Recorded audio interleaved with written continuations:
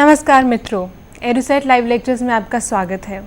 मित्रों, आज अनुवाद में हम चर्चा करेंगे कोश निर्माण में कंप्यूटर की भूमिका और हिंदी अंग्रेज़ी कोश देखने की कला।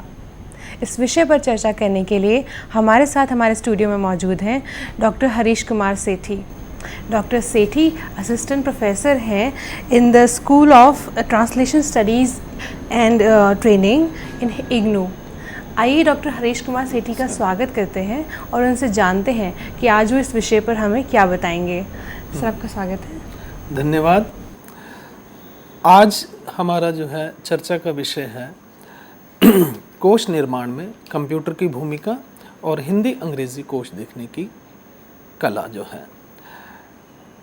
कोश निर्माण पर जब हम विचार करते हैं तो पहले तो बात यही आती है कि क्या अनुवाद में इसकी आवश्यकता है, क्योंकि अनुवाद कार्य तो दो भाषाओं के बीच में संपन्न होने वाली व्यवहारिक गतिविधि है। ऐसे में कोश निर्माण की जो है स्थिति कैसे बनेगी। लेकिन हमें ये ध्यान रखना होगा कि कोश निर्माण का काम भी एक तरह से जो है इसके साथ भी किया जा सकता है और ये स्वतंत्र विषय के रूप में भी है। हम ये कह सकते हैं मूल रूप से कि ये एक अनुप्रयुक्त विषय है जिसमें अनुवादक कोश निर्माण का काम भी कर सकते हैं और उसके साथ साथ जो है अनुवाद कार्य के संदर्भ में भी कोशों को और अधिक प्रासंगिक बना सकते हैं।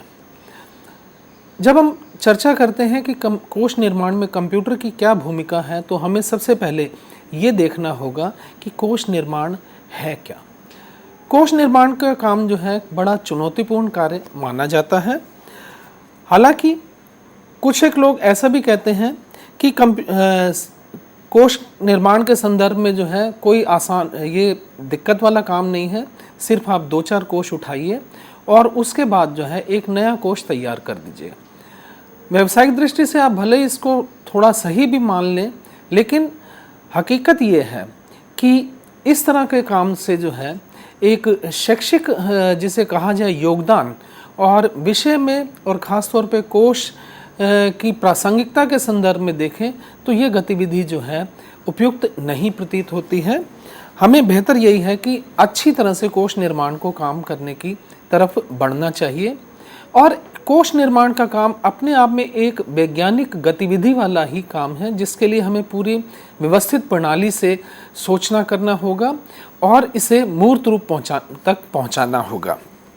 हालांकि ये भी बात ठीक है कि कोश निर्माण का कार्य कोई आसान काम नहीं है।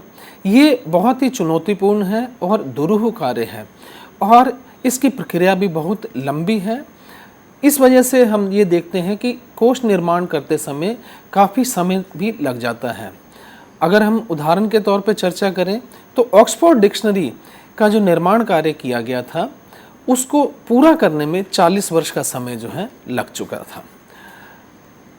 ये कई चरणों में संपन्न होता है, इस पर हम चर्चा करेंगे। इसके साथ पहले ये बताना चाहते हैं कि अगर कंप्यूटर के संदर्भ में ही हम देखें तो कोश एक में जो है कंप्यूटर सहायक के रूप में काम करता है। आमतौर पर हम ये मान लेते हैं कि कंप्यूटर का काम जो है सिर्फ आंकड़ों का संसाधन करना है और शब्दों का संसाधन यानी वर्ड प्रोसेसिंग और डाटा प्रोसेसिंग का काम करता है। लेकिन इसके अलावा हम ये भी देखें कि कंप्यूटर ऐसे कई गौण प्रकार्य भी करता है जो हमारे लिए सार्थक सिद्ध होते हैं, जैसे वर्तनी जांच करना, व्याकरण जांच, स्वतः संशोधन यानी ऑटो करेक्शन और संख्याक्रम या आकारादि क्रम जो है बनाने का काम भी कोश के कंप्यूटर के जरिए संभव हो पाता है। आकारादि क्रम का अर्थ है सॉर्टिंग करना जो है और उसको अल्फ़ाबेटिकली ऑर्डर में लगाने का कार्य रहता है। इसके अलावा हम ये भी देखते हैं कि कंप्यूटर के जो है एप्लीकेशन सॉफ्टवेयर भी हैं जो काफ़ी उपयोगी और सार्थक सिद्ध होते हैं कोश निर्माण के संदर्भ में भी और अन्य संदर्भों में भी हम देखें तो इसमें सबसे प्रमुख काम जैसे है वर्ण की पहचान करना अर्थात ऑप्टिकल कैरेक्टर रिकॉग्निशन। इसके अलावा कंप्यूटर के जरिए टेक्स्ट टू स्पीच, पाठ से वाक, वाक से पाठ, स्पीच टू टेक्स्ट जैसे कार्य भी संभव होते हैं और इसके साथ ही लिप्यंतरण का कार्य भी संभव हो पाता है। लिप्यंतरण का अर्थ ये है कि एक भाषा की लिपि से में जो है लिखा हुआ है उसको दूसरी लिपि में अंतरित कर देना, ये कार्य लिप्यंतरण का कार्य है। और इसके साथ ही कंप्यूटर अनुप्रयोग का हम संदर्भ देखें तो वो अनुवाद से भी जुड़ा हुआ है। मशीनी अनुवाद की संकल्पना जो है वो भी साकार हुई है इसी तरह के अनुप्रयोग सॉफ्टवेयरों की वजह से। और ये भी देखा जाता है कि हम इनका सामासिक रूप से भी प्रयोग कर सकते हैं कंप्यूटर का जो है। अब हम बात करेंगे कंप्यूटर के उपयोग को लेकर कोश निर्माण की प्रक्रिया में। कोश निर्माण की प्रक्रिया पर जब हम विचार करते हैं तो हमें पहले कुछ परंपरागत चरणों की तरफ जो है विचार करना होगा। आमतौर पे कोश तैयार करते समय हम सबसे पहले जो चरण में से गुजरते हैं वो है सामग्री संकलन और प्रविष्टि चयन का। इसके बाद कोश के संदर्भ में जो प्रविष्टि जो है चयन की गई हैं उनको संपादन प्रक्रिया से गुजरने के बाद एक शक्ल दी जाती है। साथ ही प्रविष्टि जो निर्धारित की गई है उसके अर्थ निर्धारण और व्याख्या संबंधी संपादन की प्रक्रिया से भी कोशकार गुजरता है। वहीं जब इन चरणों से गुजर जाता है तो उसे प्रेस कॉपी और मुद्रण का कार्य की तरफ आगे बढ़ना होता है। इन चरणों से गुजरकर कंप्यूटर कोश का जो है परंपरागत चरण ये हैं, इनके जरिए कोश निर्माण की परिणति तक हम पहुंच सकते हैं। अब इन चरणों के संदर्भ में हम देखें तो कंप्यूटर का कहाँ पर उपयोग संभव हो सकता है, जैसे सामग्री संकलन और शब्द चयन के संदर्भ में है। इसके अलावा प्रविष्टि चयन के लिए हम कंप्यूटर का उपयोग कर सकते हैं। वहीं अनुक्रमणिका निर्माण से संबंधित कार्य में भी कोश के कार्य में हम कंप्यूटर की सहायता ले सकते हैं। वहीं अर्थ निर्धारण और समानुक्रमणिका तैयार करने के लिए भी कंप्यूटर उपयोगी सिद्ध होता है। और वहीं प्रेस कॉपी का निर्माण करना और मुद्रण जैसा कार्य करना हो तो वहाँ पर भी हमें कंप्यूटर सार्थक रूप से हमारे सामने नज़र आता है। ये हम कह सकते हैं कि कंप्यूटर के संदर्भ में कोश निर्माण की प्रक्रिया के 5 चरण हैं। इन चरणों से गुजरकर कोश निर्माण जो है एक सरल कार्य हो जाता है और काफ़ी हमें सहायक सिद्ध होता है। सबसे पहले हम अब बात करेंगे आपके सामने पहले चरण को लेकर, और ये चरण है सामग्री संकलन एवं शब्द चयन। जब हम सामग्री संकलन की बात करते हैं तो कोश निर्माण की प्रक्रिया में सबसे पहले जो है नीतिगत निर्णय, उद्देश्य और स्वरूप पर विचार करने के लिए जो है कंप्यूटर की तो भूमिका नहीं रहेगी, लेकिन मनुष्य की भूमिका वहाँ पर सार्थक हो जाती है।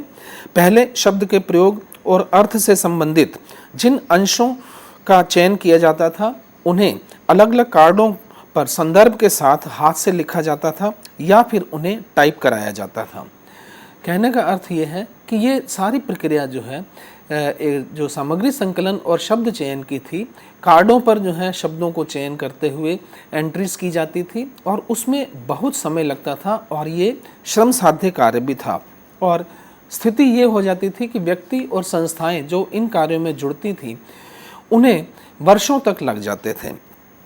आज कंप्यूटर की सहायता से सामग्री संकलन और शब्द संचयन का कार्य किया जाता है।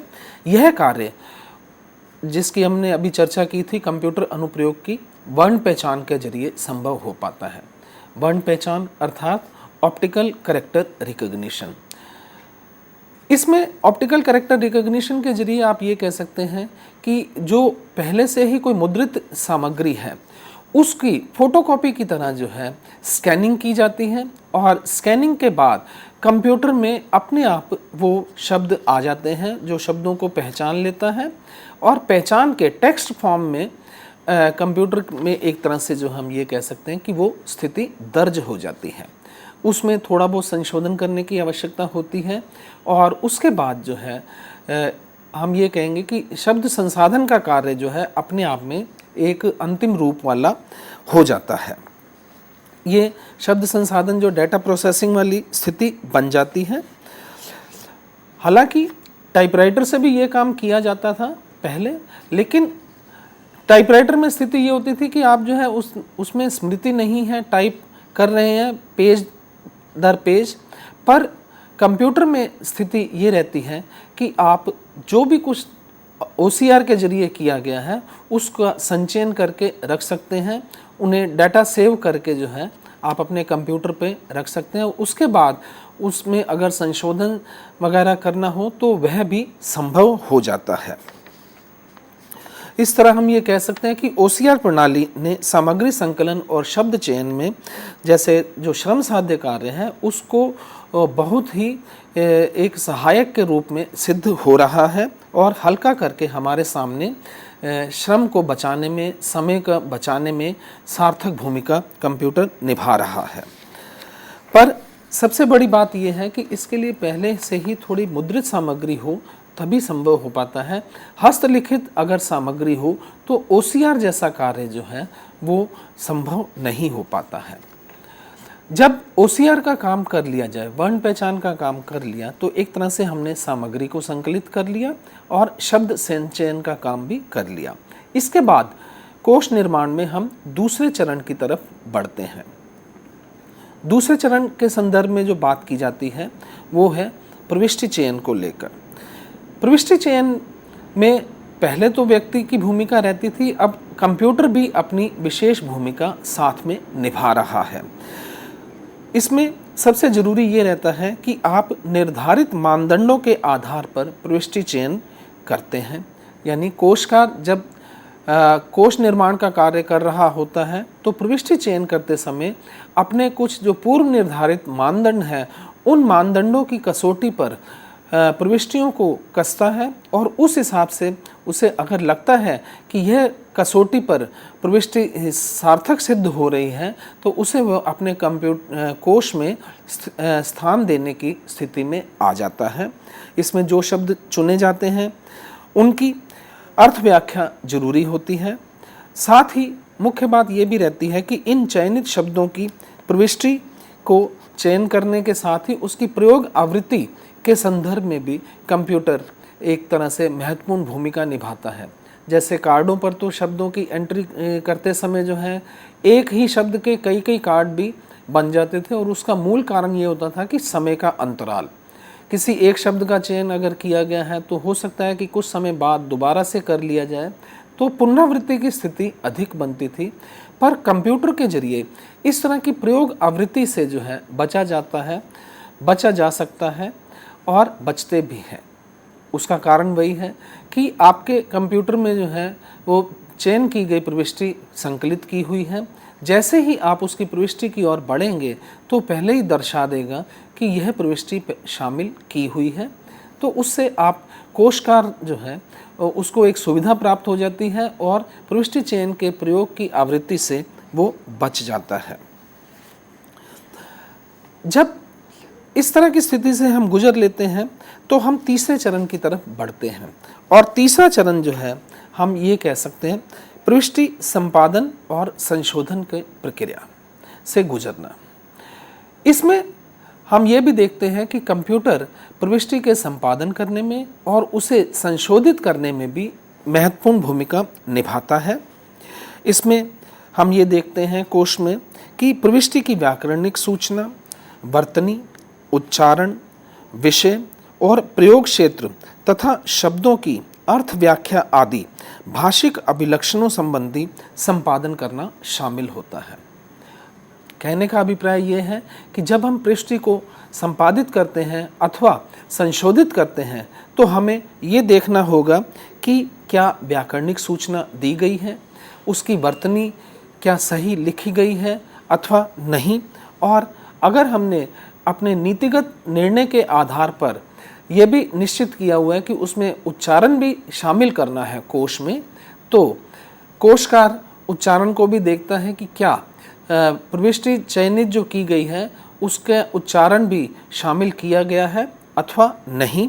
और साथ ही ये भी देखना जरूरी हो जाता है कि जो प्रविष्टि शामिल की गई है उसका प्रयोग क्षेत्र और विषय जैसी जानकारी भी शामिल है या नहीं।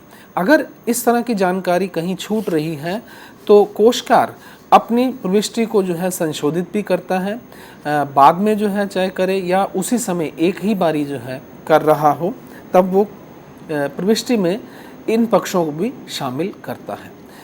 इसके साथ ही वो यह भी देखता है कि जो प्रविष्टि चयनित की गई है उसमें शब्दों के अर्थ जो है वो शामिल किए गए हैं या नहीं, और शब्दों का अर्थ को शामिल करते समय ये देखना जरूरी होता है कि कोश का प्रयोक्ता वर्ग कौन सा है और शब्दों के अर्थ संदर्भों को किस सीमा तक शामिल करना है। इसमें कई कारण जो है सहायक सिद्ध होते हैं, जैसे कोश का आकार कितना है और उसके जो है प्रयोक्ता वर्ग कैसे हैं, किस विषय से संबंधित है आदि जो है। हम ये कह सकते हैं कि ये एक तरह के नीतिगत विषय होते हैं, नीतिगत निर्णय होते हैं कोशकार के। कोशकार इन निर्णयों के आधार पर ही ये देखता है कि अर्थ को कहाँ तक सीमित रखना है। अगर उसका जो है अर्थ के संदर्भ में बहुत व्यापक संदर्भों को शामिल नहीं करना तो वो अर्थ को सीमित ही कर लेता है। पर कोश का आकार अगर बड़ा है और कोशकार जो है ये निर्णय ले चुका है कि हमें आकार की जो है एक तरह की सीमा नहीं रखनी है, तब वो वहाँ पर कोश में जो प्रविष्टि है उसके जितने भी अधिक से अधिक अर्थ संदर्भ हो सकते हैं उन सभी संदर्भों को भी शामिल करता है। इसके अलावा कोशकार ये भी देखता है कि उसकी जो विभिन्न अर्थ चटाएँ हैं उनके जो है विलोम अर्थ दिए हैं कि नहीं दिए हुए हैं, क्या उनके पर्यायों को भी शामिल करना आवश्यक है अथवा नहीं।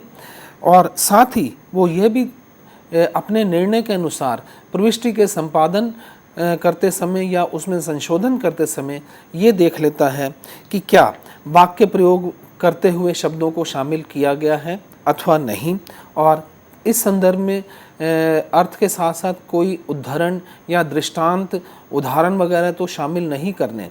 अगर वो भी नीतिगत निर्णय के अंतर्गत शामिल है तो कोशकार इस पक्ष को भी ध्यान में रखते हुए प्रविष्टि का संपादन और संशोधन करते समय इन चीज़ों को भी शामिल करेगा। ऐसे ही सह प्रयोग भी हैं शब्दों के, तो उनको भी शामिल करना कोशकार का दायित्व हो जाता है। तभी प्रविष्टि हम ये कह सकते हैं कि एक तरह के जो है अर्थ आदि संदर्भों में पूरा रूप आकार ले पाती है। और इस प्रक्रिया में संपादन और संशोधन में कंप्यूटर एक महत्वपूर्ण साधन के रूप में काम आता है। उसका कारण यही है कि कंप्यूटर में जो है डाटा सेव रहता है। जब आप चाहें, जिस समय चाहें, उसमें संशोधन संपादन कर सकते हैं। एक प्रविष्टि को कहीं दूसरी जगह ले जाना है अथवा पीछे से किसी प्रविष्टि को आगे लाना है, तो इस तरह की सुविधा भी कंप्यूटर के जरिए संभव हो पाती है, जिसे हम कंप्यूटर की शब्दावली में कट एंड पेस्ट या कॉपी एंड पेस्ट जैसी स्थिति भी बन सकती है। और मुख्य बात ये भी रहती है कि कंप्यूटर पर काम करने के दौरान उसकी वर्तनी जांच की भी संभावना बनी रहती है, क्योंकि कंप्यूटर के सहायक कार्य जो हैं उनमें वर्तनी जांच जैसे कार्य भी शामिल हैं, व्याकरण जैसे काम भी शामिल हैं, और अतः जो है ऑटो करेक्शन जिसको हम कहते हैं, अपने आप जो संशोधन करने का कार्य भी कंप्यूटर कर लेता है। तो इसका परिणाम ये होता है कि कंप्यूटर संपादक के सहायक के रूप में काम करता है और उस अपने स्तर पर वो जो संशोधन संपादन कर सकता है कंप्यूटर अपने आप कर लेता है, और अगर अपने आप नहीं कर रहा है तो वह एक तरह से इंगित कर देता है कि यहाँ पर टेक्स्ट में कहीं गलती है, जैसे वर्तनी की गलती हो सकती है, व्याकरण संबंधी गलती हो सकती है। तो उस गलती के संकेत को देखकर कोशकार उसमें अपने स्तर पर संशोधन करके अच्छे कोश निर्माण की दिशा में आगे बढ़ सकता है। अब हम बात करेंगे कंप्यूटर के संदर्भ में ही कोश के चौथे चरण के बारे में। चौथे चरण में हम बात करते हैं अनुक्रमणिका निर्माण की। अनुक्रमणिका का मतलब ये है इंडेक्सिंग। जैसे अभी पहले चर्चा की गई कि परंपरागत रूप में कोश निर्माण का कार्य करते समय कार्डों का इस्तेमाल किया जाता था, अर्थात प्रत्येक प्रविष्टि के लिए एक कार्ड का इस्तेमाल करते हुए अलग अलग कार्ड जो है बनाए जाते थे, और जब ये कार्ड बन जाते थे उसके बाद उनको शब्द क्रम को जो है ध्यान में रखते हुए, वर्ण क्रम को ध्यान में रखते हुए हम ये कह सकते हैं कि इंडेक्सिंग का कार्य किया जाता था, अनुक्रमणिका बनाई जाती थी। इसमें भी बहुत श्रम साध्य कार्य रहता था, और नतीजा ये होता था कि अगर एक बारी में तो कभी ये संभव हो नहीं पाता था कि प्रविष्टि जो है सही बन सके, एक तरह से वर्ण क्रम में इंडेक्सिंग इसकी सही हो सके, तो कोशकार को बहुत अधिक श्रम करके और बहुत अधिक समय लगाकर इस कार्य को संपन्न करने में की स्थिति तक वो पहुंचता था। पर कंप्यूटर का ये फ़ायदा रहा है कि वो इंडेक्सिंग का काम जो है, हम ये कहें कि कुछ ही क्षणों में करके हमारे सामने रख देता है। इसमें कंप्यूटर का जो है अनुप्रयोग जो है, गौण जो है, जिसकी चर्चा हमने शुरू में की थी, वो बहुत सहायक सिद्ध होते हैं, और इंडेक्सिंग को अल्फ़ाबेटिकल ऑर्डर के रूप में जो लगाने का काम जो था वो तुरंत करके दिखा देता है। और इसके साथ ही एक ये भी फ़ायदा रहता है कि सामग्री संकलन और शब्द चयन के समय भले ही शब्दों में आगे पीछे हो चुके हों, पर जब इंडेक्सिंग की जाती है तो कंप्यूटर सभी शब्दों को जब वर्ण क्रम के अनुसार लगा रहा है तो एक ही स्थान पर ले आता है। अब उसे एक ही स्थान पर लाने से कोशकार को ये पता चल जाता है कि किस शब्द की पुनरावृत्ति हो रही है, क्योंकि शब्द संपादन के समय, हम ये कह सकते हैं कि शब्द संकलन के समय और शब्द संचयन के समय जो है, इस स्थिति में कोशकार नहीं होता कि वो यह ध्यान रखे कि कितने शब्दों को जो है कौन से वाले शब्द को हम पहले ले चुके हैं इसलिए शामिल ना करें। पर जब इंडेक्सिंग की जाती है तब तक ये बिल्कुल स्थिति स्पष्ट हो जाती है कि कौन सी जो है शब्द पहले से ही शामिल है उसको हटाना है, या दोनों, अगर एक ही शब्द की एक से अधिक प्रविष्टियां हैं तो उनको अच्छी तरह से जो है संशोधित संपादित करते हुए एक व्यापक प्रविष्टि भी तैयार की जा सकती है। ये तो संभव होता ही है, इसके साथ ही शब्दों की प्रयोग आवृत्ति की गणना भी संभव हो जाती है इस इंडेक्सिंग के जरिए ही। शब्दों के प्रयोग की आवृत्ति का अर्थ ये है कि एक ही शब्द जो है कितनी बारी और किस तरह से जो है प्रयोग में आ रहा है। तो अनुक्रमणिका निर्माण में कंप्यूटर हमारे लिए बहुत सार्थक सिद्ध होता है। जो काम हम मैनुअली करने में महीनों वर्षों लगा देते थे, वह काम कंप्यूटर बहुत ही कम समय के बीच में बड़ी तीव्र गति से और शुद्धता के साथ, यहाँ शुद्धता शब्द पर भी मैं जोर देना चाहूँगा, और उसका कारण वही है कि प्रविष्टियों के शब्दों के जो है शामिल होने की स्थिति जो है न्यूनतम कर देता है, और एक ही जगह पर सभी प्रविष्टियों को लाकर वो कोशकार के सामने प्रस्तुत कर देता है। इससे कोशकार को यह निर्णय लेने में आसानी रहती है कि किसी प्रविष्टि में एक अर्थ संदर्भ लिया है और दूसरी में दूसरी तरह का है, तो वो संपादन करके दोनों प्रविष्टियों को एक साथ मिलाकर उसके अर्थ संदर्भों को व्यापक रूप प्रदान कर सकता है। इंडेक्सिंग का काम करने के साथ ही हम ये कह सकते हैं कि कोश के जो है काफ़ी कार्य तो हो जाता है, पर इसके जो मुख्य रूप से हम बात करते हैं वो है कॉन्कर्डेंस निर्माण की। कॉन्कर्डेंस शब्द जो है, इसके लिए हिंदी में समानुक्रमणिका शब्द का इस्तेमाल किया जाता है। हम देखते हैं कि सामान्य कोश में शब्दों का अर्थ और बोधन होता है, लेकिन किसी भी भाषा के शब्दों के विभिन्न अर्थों, संदर्भों, प्रकट और अप्रकट लक्षणों, वाक्य संरचना संबंधी सूक्ष्म नियमों, यानी समस्त भाषाई तत्वों की दृष्टि से आर्थिक कोटियाँ, सिमेंटिक कैटेगरीज का निर्धारण करना कोशकार की एक सीमा बन जाता है। लेकिन कंप्यूटर से यह संभव हो जाता है कि वो इन सभी जानकारियों को जान सके। कंप्यूटर के संदर्भ में अर्थ निर्धारण और विभाजन की यह पद्धति जो है समानुक्रमणिका कहलाती है। अगर हम इसको परिभाषित करना चाहें तो ये कह सकते हैं कि किसी एक पाठ अथवा एक से अधिक पाठों में प्रयुक्त मूल शब्दों की उनके शब्दयुक्त मुहावरों, प्रसंगों के शीघ्र संदर्भों के साथ वर्णक्रम के अनुसार व्यवस्थित करना कॉन्कर्डेंस कहलाता है। इसमें हम ये देखते हैं कि अक्सर प्रत्येक शब्द के वाक्य भी दिए जाते हैं। इससे शब्द विशेष की विभिन्न अर्थ छटाओं का पता चल जाता है। थिसॉरस, पर्यायवाची कोश, निघंटु आदि इसी श्रेणी के कोश हैं जिनमें समानुक्रमणिका का कार्य भी किया होता है। इनके निर्माण में प्रविष्टियों को समानुक्रमणिका के रूप में आर्थी समूहों में विभाजित किया जाता है। जैसे रोजे के थिसॉरस जो है उसमें 14 आर्थी समूह शामिल हैं। इस समानुक्रमणिका को तैयार करने का कार्य कंप्यूटर की सहायता से भली प्रकार से संभव हो जाता है। जब कंप्यूटर में सामग्री डाल दी जाती है तो वह इस कार्य के लिए शब्दों की सूची तैयार करता है, उन्हें आकारादि क्रम से व्यवस्थित करता है और सर्च संबंधी कार्य को शीघ्रता से और दक्षता के साथ संपन्न कर देता है।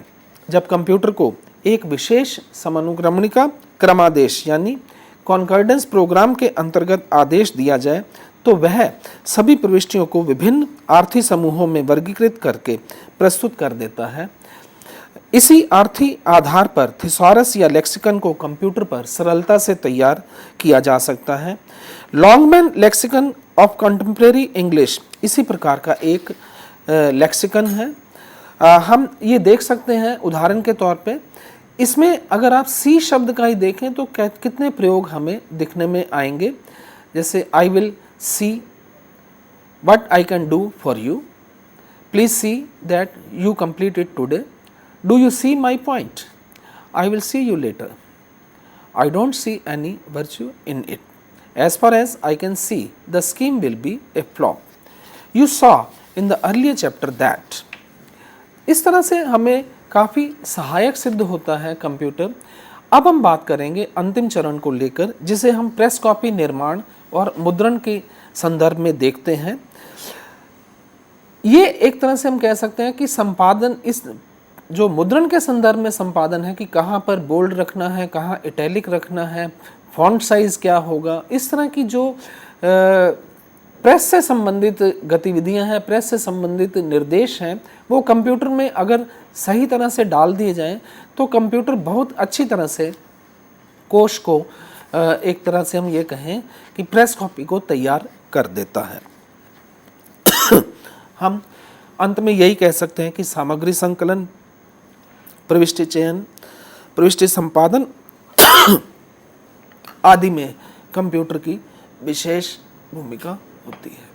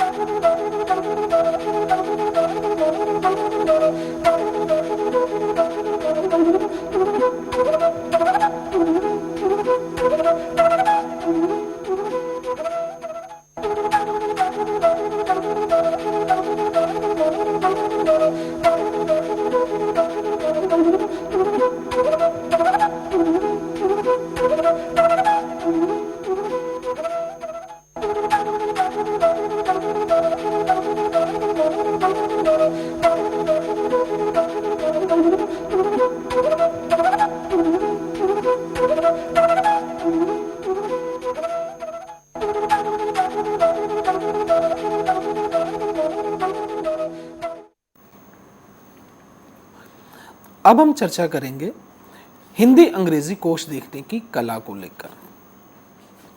हिंदी अंग्रेजी कोश देखने की कला किसी भी भाषा सेवी के लिए आवश्यक है। भाषा से संबंधित कोई भी कार्य जब किया जा रहा हो तो कोश देखना आना बहुत ज़रूरी है।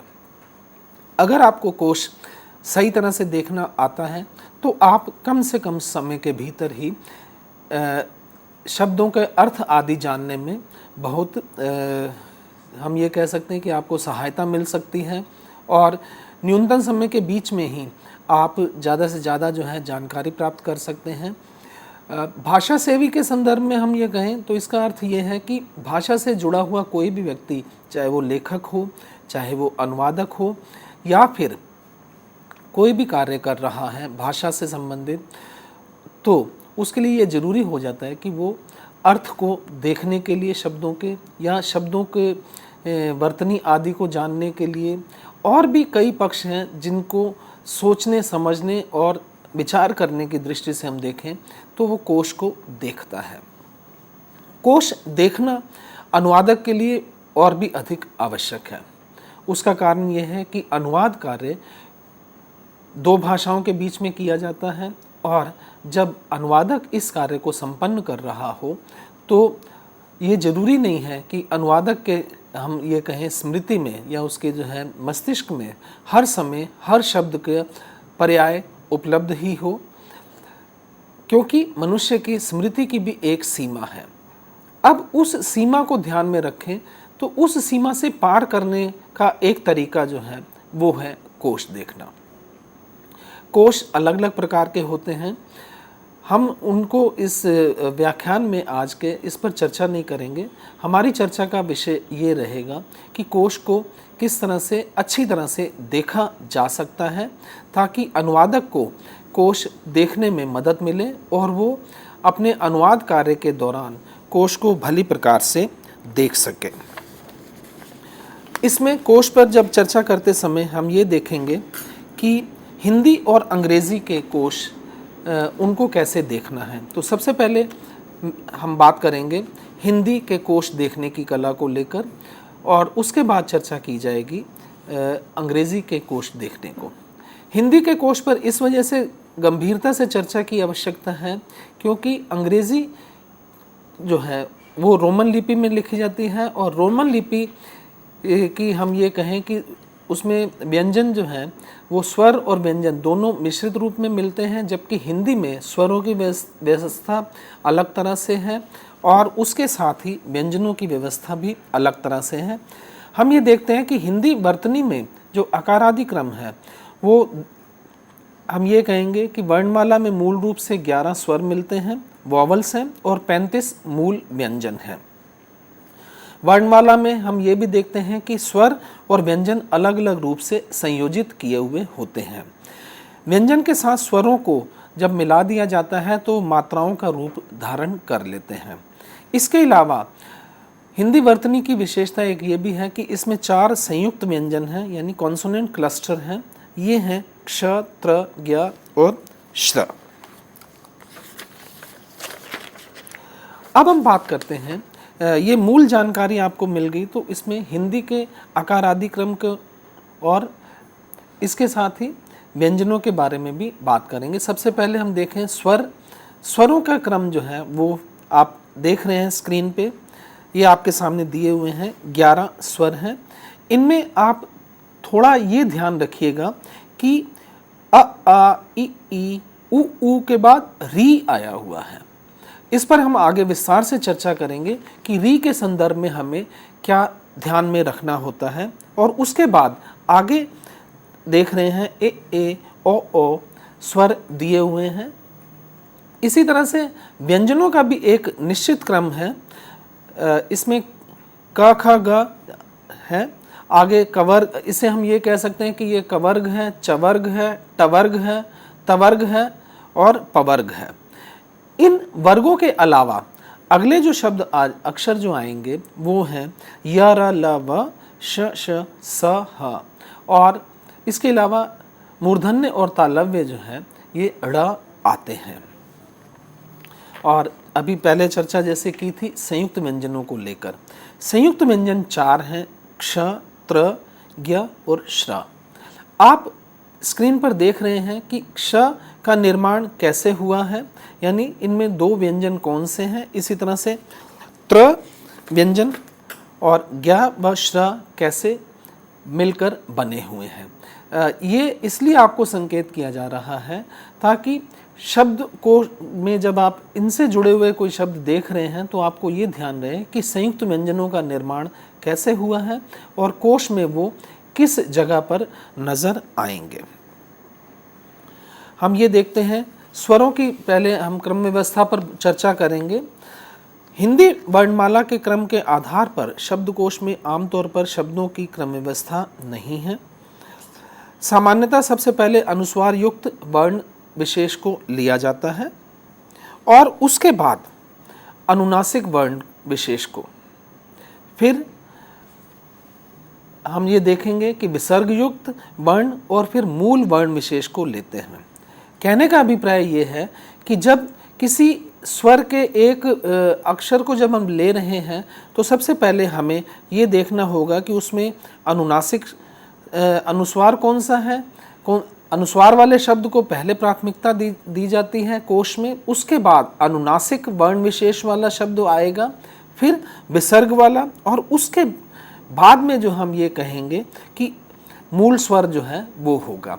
तो आप स्क्रीन पे देख रहे हैं कि आ और आ आदि स्वरों का क्रम हुआ है। इसी तरह से अन्य स्वर भी जो हैं वाले जो अक्षर हैं उन सबको शामिल किया जाता है। उदाहरण के तौर पे हम देखें, आपके सामने नज़र आ रहा है स्क्रीन में कि कैसे इन चारों को हम ये कह सकते हैं कि किस तरह से कोश में रखा जाता है। आप पहले देखेंगे कि इसमें अनुस्वार वाले शब्द हैं पहली पंक्ति में, उसके बाद जो है दूसरी पंक्ति में हमारे सामने अनुनासिक वाले शब्द दिए हुए हैं, और तीसरी पंक्ति में क्योंकि विसर्ग वाला शब्द यहाँ पर नहीं है इसलिए चौथी पंक्ति जो होनी चाहिए थी वो तीसरी पंक्ति एक तरह की बनी हुई है। वो बन गया आपका अगम, अटूट, अतः और अतएव।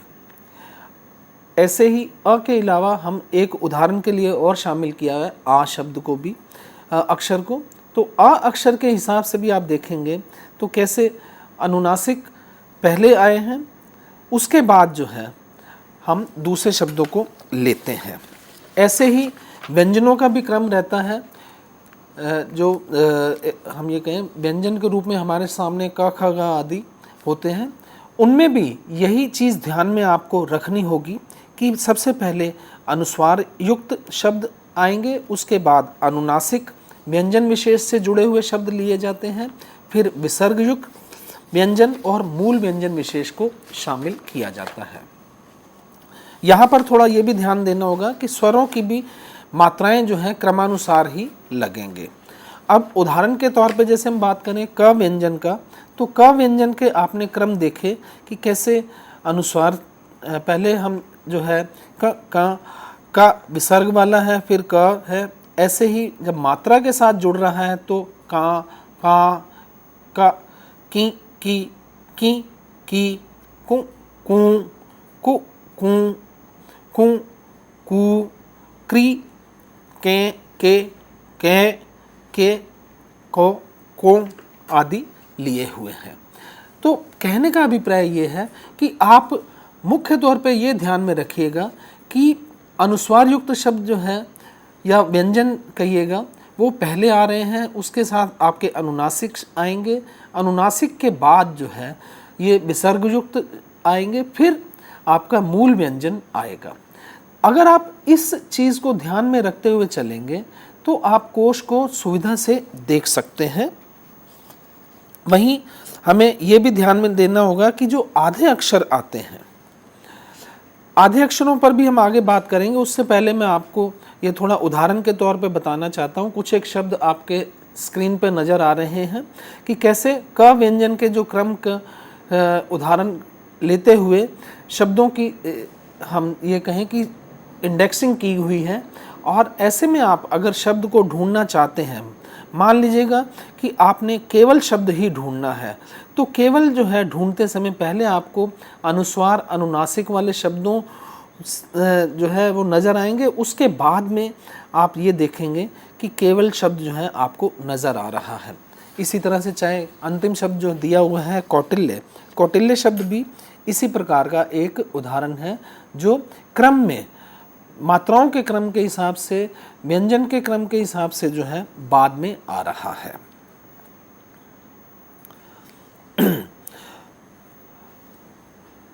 जब आपने मात्राओं के संदर्भ में देखा तो एक ये भी प्रश्न उठता है कि आधे अक्षर जो है या संयुक्त व्यंजन जो है वो कैसे लगेंगे।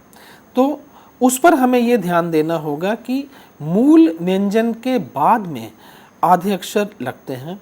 जैसे हम बात करें, जगत शब्द ही है, जगत, जगती, और अगर आप त हलंत लगा हुआ देखना चाहते हैं तो वो मात्राओं के बाद में अंत में जो है शब्द आएगा, तो जगत शब्द जो है हलंत वाला जो है वो आपको बाद में नज़र आएगा।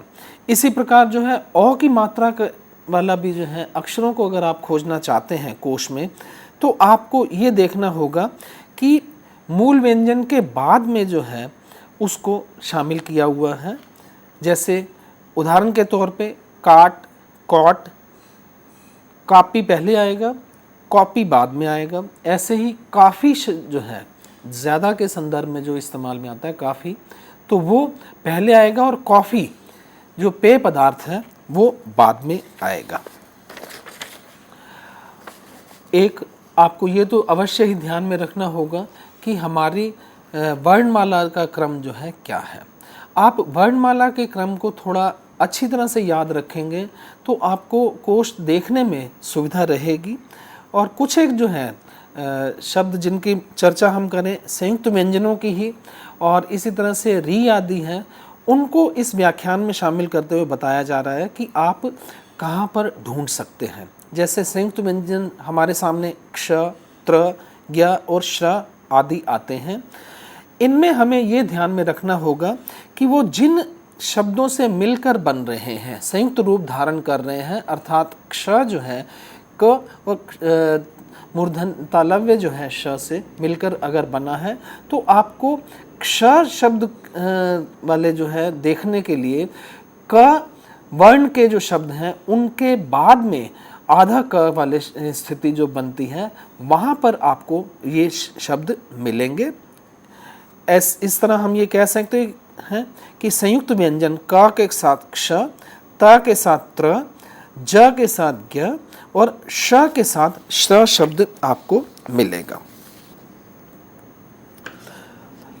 अब आपके सामने कुछ एक ये ऐसे उदाहरण दिए हुए हैं। जैसे क्ष का है तो आप देखिएगा कि पहले आधे अक्षर वाले जो मूल व्यंजन जो हैं वो शब्द आ रहे हैं कोश में, उसके बाद क्ष वाले शब्द आपको मिलेंगे। जैसे क्वार, क्वेला, क्षंतव्य, क्षण, क्षांत, क्षितिज, क्षीण, क्षुद्र, क्षोभ आदि। ऐसे ही त्र में भी आप देखिएगा कि तोहीन जैसा शब्द जो है पहले आ चुका, उसके बाद जो है आधा अक्षर शुरू हो रहा है, तो त्यक्त, त्यों, त्रप, त्राण, त्रेता आदि शब्द जोड़े गए हैं।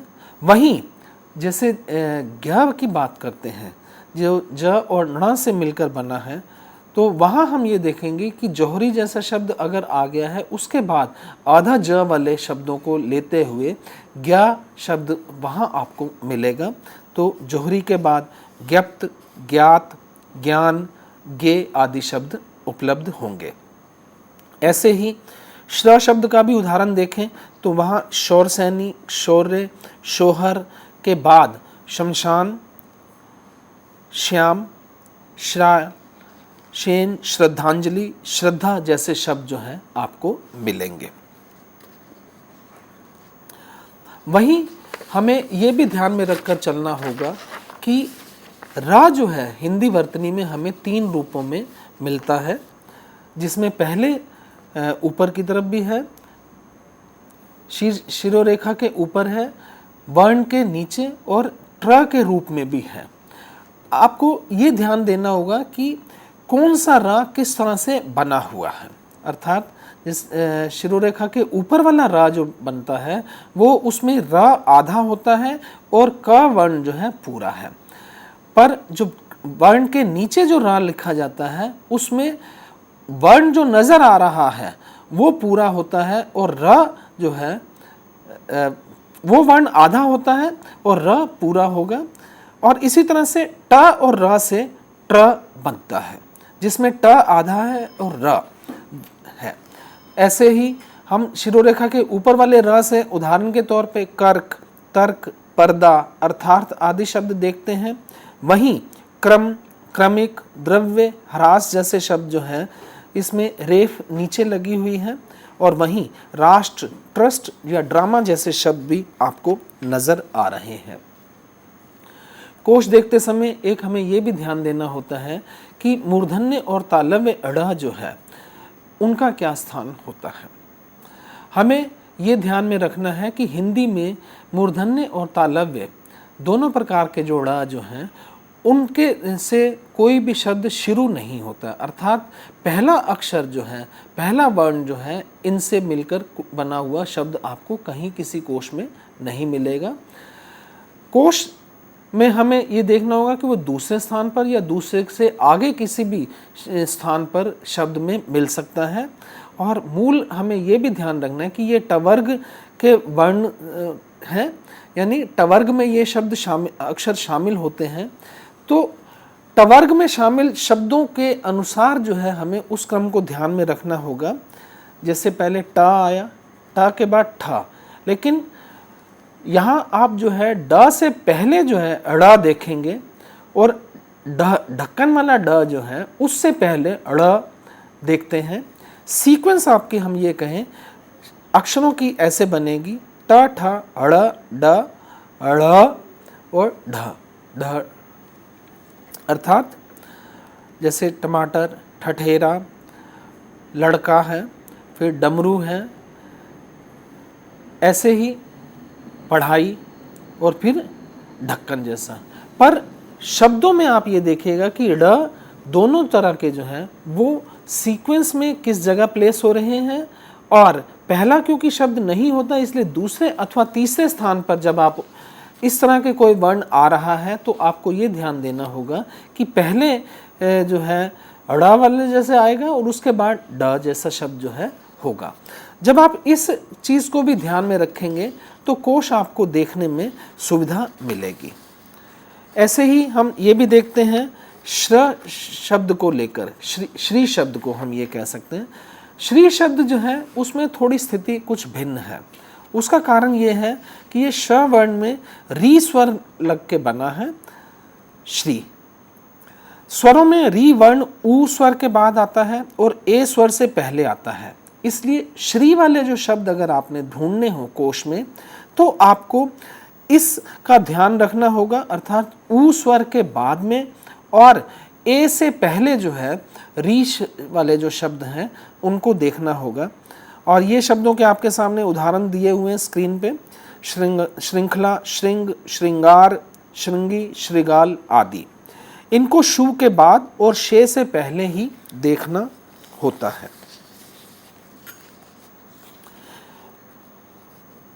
वहीं ये भी आप देख रहे हैं कि री जो है स्वर है ना कि व्यंजन।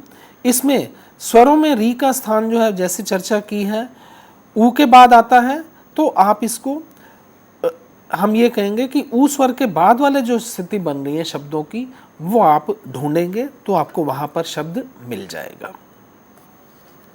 अब थोड़ी सी बात हम करना चाहेंगे पंचम वर्णों के स्थान को लेकर। जितने भी हमारे जो वर्ग हैं वर्णों के जो हैं कवर्ग, चवर्ग, टवर्ग, तवर्ग और पवर्ग, इनमें जो है पांचवा जो वर्ण है वो एक जो वर्ण है उसको हम ये कह सकते हैं कि वो नासिक के ध्वनियाँ हैं।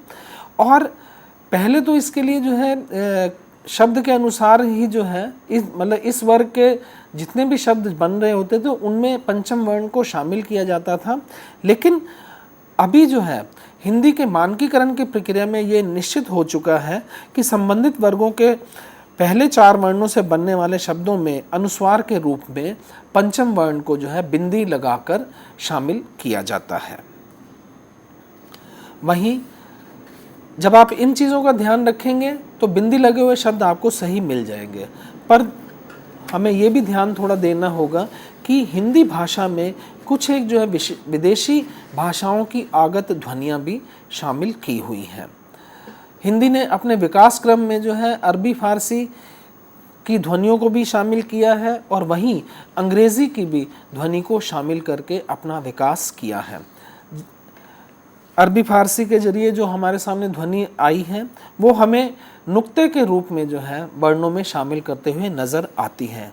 जैसे आप देखेंगे कि फारसी में जो क, ख, ग, ज और फ जैसी ध्वनियाँ शामिल हैं, वहीं अंग्रेज़ी की औ ध्वनि जैसे डॉक्टर, हॉस्पिटल शब्द हैं, इनमें औ की जो ध्वनि आ रही है वो अंग्रेज़ी के प्रभाव से है।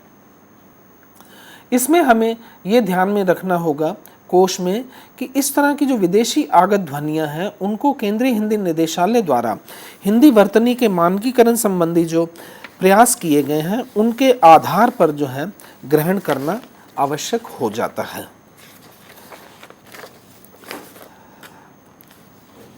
और वो मानकीकरण के आधार पर जब हम बात करते हैं तो उसमें ये रहता है कि हिंदी का अंग बन चुके अरबी फारसी मूलक शब्दों को हिंदी में स्वीकार करना, जैसे कलम लिख देना, उसमें नुक्ता लगाने की आवश्यकता नहीं है, लेकिन शुद्ध विदेशी रूप में प्रयोग या उच्चारणगत भेद अगर दर्शाने की स्थिति आती है तो वहाँ पर नुक्ता लगाना अनिवार्य हो जाता है, जैसे राज, राज, फन, फन आदि लिखना।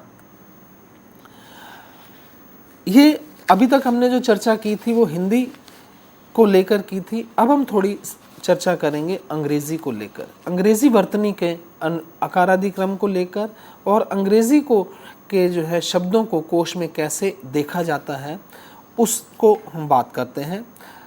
हमने पहले ही ये उल्लेख किया है कि अंग्रेज़ी जो है रोमन लिपि में लिखी जाने वाली भाषा है। इस की जो भाषा की जो वर्णमाला है उसमें 26 वर्ण हैं। उन 26 वर्णों में से 5 स्वर हैं, स्वर अर्थात ए, ई, आई, ओ, यू, ये स्वर हैं और बाकी सब जो है वो व्यंजन हैं।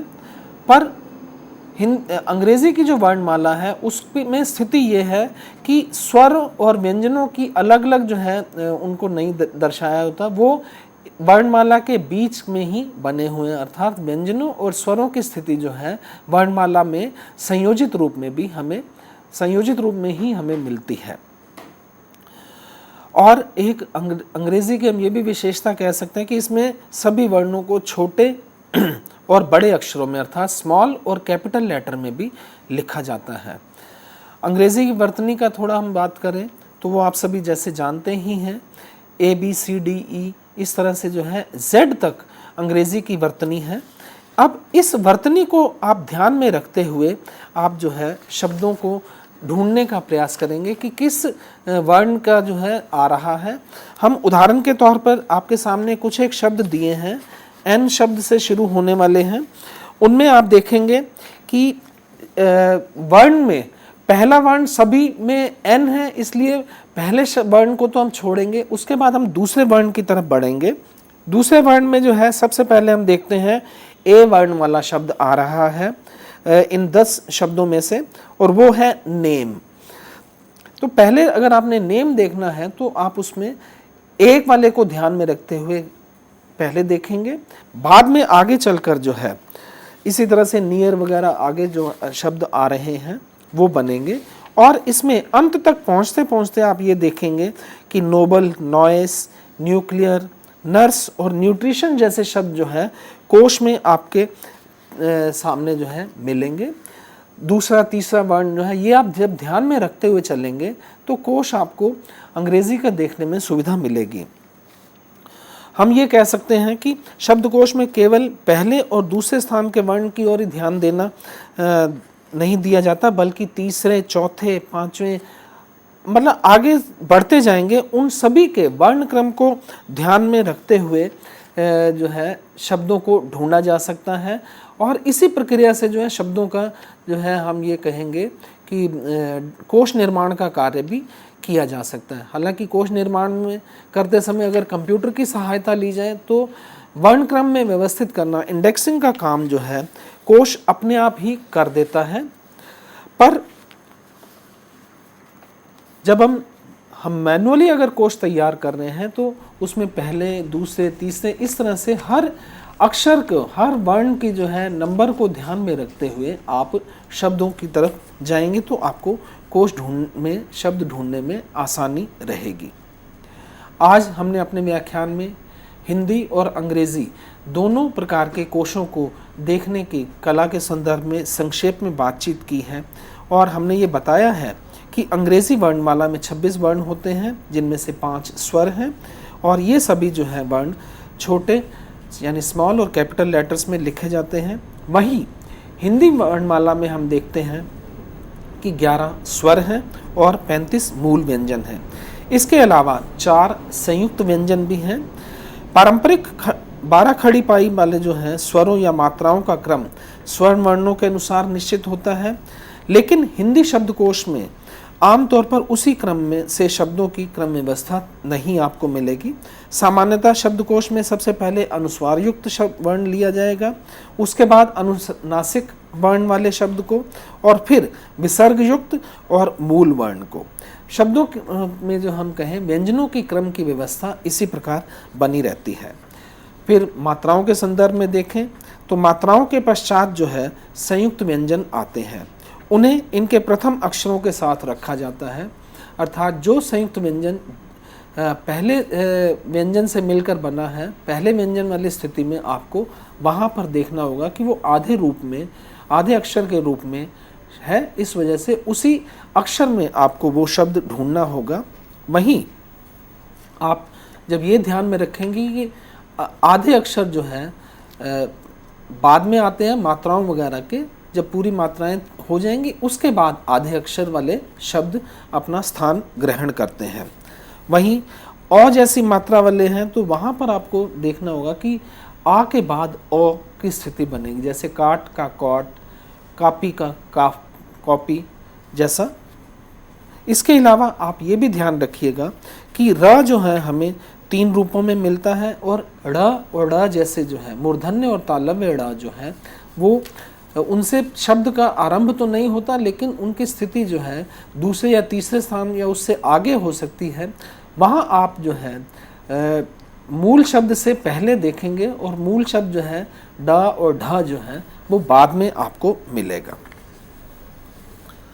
इस प्रकार हमने आज जो चर्चा की है उसे आप थोड़ा सा व्यवहार में लाएंगे तो कोश में को आप भली प्रकार से देख पाएंगे और शब्दों को ढूंढने में आपको काफ़ी सुविधा रहेगी।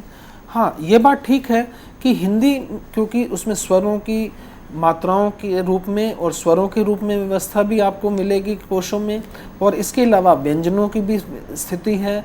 व्यंजनों में भी इस प्रकार के शब्द हैं कि कुछ संयुक्त व्यंजन हैं, उनकी स्थिति कहाँ बन रही है, फिर रेफ वाले शब्द हैं, उनको ढूंढने में आपको थोड़ी कठिनाई होगी, लेकिन ये विश्वास के साथ पूरा कहा जा सकता है कि इसे आप थोड़ा व्यवहार में लाएंगे कोश को देखने में तो आपको सुविधा रहेगी और कोश देखने की एक अच्छी आपकी जो है प्रवृत्ति विकसित हो जाएगी।